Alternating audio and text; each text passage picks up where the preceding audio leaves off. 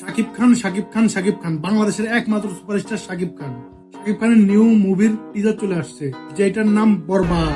শাকিব খানের বরবাদ সিনেমার টিজার দিয়ে আমাদেরকে বরবাদ করে দিল, বক্স অফিসেও বরবাদ হয়ে যাবে। কি বলবো, এটা তো মানে চিন্তাও করা যায় না যে এই লেভেলের টিজার আমরা বাংলাদেশের কোন একটা শাকিব খানের সিনেমাতে দেখতে পারবো। প্রথমেই বলতে হবে যে টিজারটা কি বানাইছে মা কসম।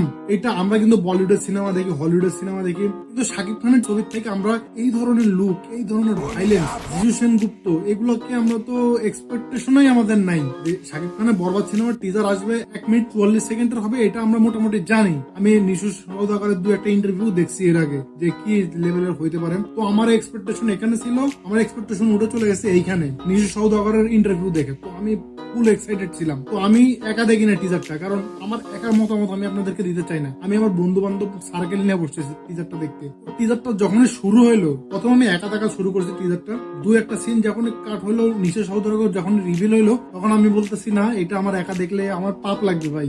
আমি স্ক্রিনে বড় করে মোবাইলটা সামনে দিলাম, সবাই মিলে দেখা শুরু করলাম। যে এখনই শুরু হইলো ভাই, আমি আবার ফার্স্ট থেকে দিছি, পিস্তল ভাবে দেখাচ্ছে, গাড়ি ঘোড়া ভাবে দেখাচ্ছে, ক্যামেরা অ্যাঙ্গেল, নিশু সওদাগর রিভিল হলো, ব্যাকগ্রাউন্ডে ডায়লগ চলতেছে। 2-1টা সিনে পরে শাকিব খানের ফেস রিভিল হলো। শাকিব খান অ্যানিমেলের আজিজ ক্যারেক্টারের মতো এভাবে কাটতেছে, রক্ত এদিকে গলা জবাই করে দিছে, শাকিব খানের মুখে রক্ত, শার্টে রক্ত, এদিকে রক্ত, আর চলতেছে ভাইলেন্স। ভাই ভাইলেন্স ছাড়া এখন ভাইলেন্স যদি সিনেমাতে যে কোনো সিনেমা ভাইলেন্স থাকে, অ্যানিমেলকে রেখে নেন, সুপার ডুপার হিট হয়েছে। 100 কোটি টাকা সিনেমা 800-900 কোটি টাকা আর্ন করছে ওই সিনেমাটা।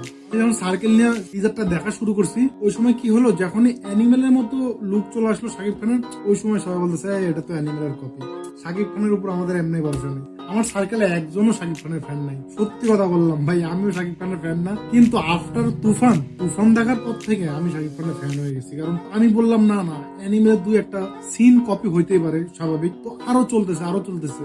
তো টিজারটা শেষ করার পরে না আমি নৈরাশ হয়ে গেছি, কারণ এত এক্সাইটেড ছিলাম। আমার কাছে মনে হইতেছিল মেহেদী হাসান হৃদয়, সে নাটক বানাইছে, নাটক থেকে তার প্রথম সিনেমা, তো তাকে অনেক কিছু সাথ দিয়ে কথা বলা উচিত, আমাদের তাকে একটু সুযোগ দেওয়া উচিত। কিন্তু তার না বেশিরভাগ সিনই কপি মনে হইতেছিল। মানে শাকিব খান একটা সিনে ভেবে দূরায় আসতেছে, ওই সিনটাও আমার কাছে মনে হইতেছিল যে অ্যানিমেলে রণবীর কাপুরের বাবার যখন গুলি লাগে, তখন রণবীর কাপুর যেভাবে দূরায় আসতেছিল হতাশ হয়ে আসতেছে। আবার শেষে শাকিব খানের যে দাঁড়িয়ে লুকটা, প্রথমবার দেখে তখন ভালো লাগলো, কিন্তু আমি টিজারটা মোটামুটি 10 বার দেখে ফেলছি। তখন আমার কাছে মনে হলো শাকিব খানের যে দাঁড়িয়ে লুকটা, এখানে কাটা, মাথায় চুল নাই, সামনে হেলিকপ্টার, হাতে পিস্তল, ওই ক্যারেক্টারটা অ্যানিমেলের ববি দেওয়ালের যে ভিলেনের ক্যারেক্টার ছিল, সেম টু সেম কপি। দেখে মনে হইতেছে ওখান থেকে, মানে আপনি যদি অ্যানিমেল দেখে থাকেন তাহলে আপনার প্রতিটা সিনে আপনি নৈরাশ হবেন। আমার কাছে কিন্তু প্রথমবার ভালো লাগছে, আমি 10 বার দেখে আরো রিয়েলাইজ করলাম যে সিনেমাটোগ্রাফি এখান থেকে আমার তুফানের টিজার বেশি ভালো লাগছে। কেন লাগছে, আমি তুফানের টিজারে ঢুকে দেখলাম তুফানের যে সিনেমাটোগ্রাফি,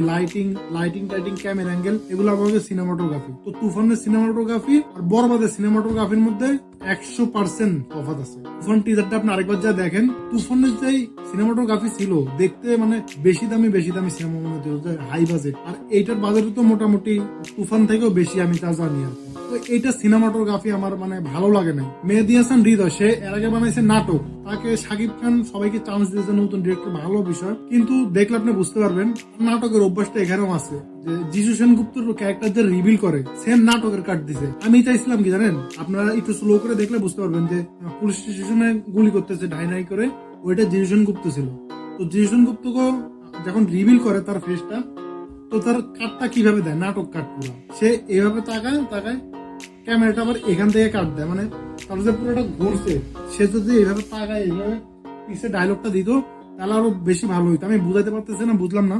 আমিও নতুন ইউটিউব চ্যানেল করছি, আপনারা চাইলে আমাকে সাবস্ক্রাইব করে রাখতে পারেন, অথেন্টিক রিভিউ পাবেন সবকিছু। আমার কাছে যেটা ভালো লাগে আমি সেটাই বলবো।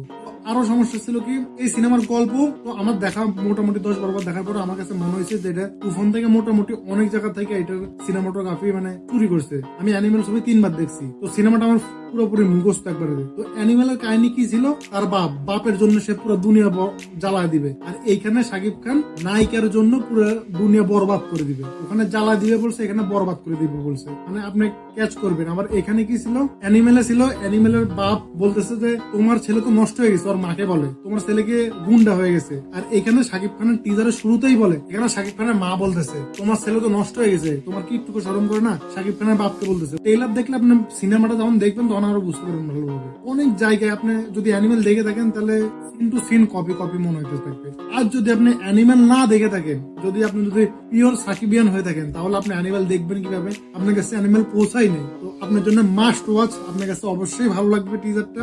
টিজার কি, সিনেমাও আপনার কাছে ভালো লাগবে। তো আমার কথা যদি বলেন, আমি যদি রিভিউ না দিতাম এটা, তাহলে এই টিজারটা আমাকে অতটা ইমপ্রেস করে নাই যে আমি সিনেমাটা যা হলে গিয়ে দেখবো। এই ছিল আজকের রিভিউ। তো আপনার কাছে কেমন লাগলো অবশ্যই বলবেন। অথেন্টিক রিভিউ দিছি, তাহলে সাবস্ক্রাইব করে রাখতে পারেন রিভিউ গুলো দেখার জন্য। ধন্যবাদ, দেখা হচ্ছে অন্য কোনো ভিডিওতে।